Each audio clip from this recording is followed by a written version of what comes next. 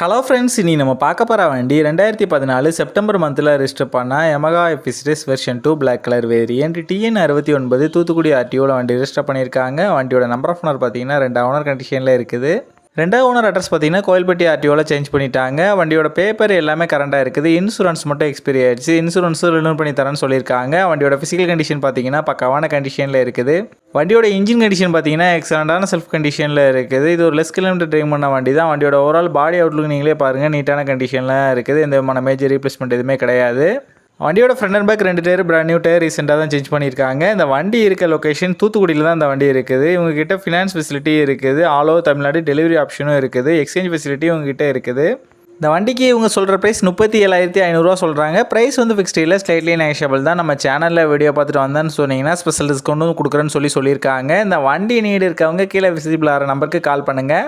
இந்த வண்டி பற்றி நான் ஃபுல் டீட்டெயில் கீழே டிஸ்கிரிப்ஷனில் கொடுத்துருக்கேன், செக் பண்ணிக்கோங்க.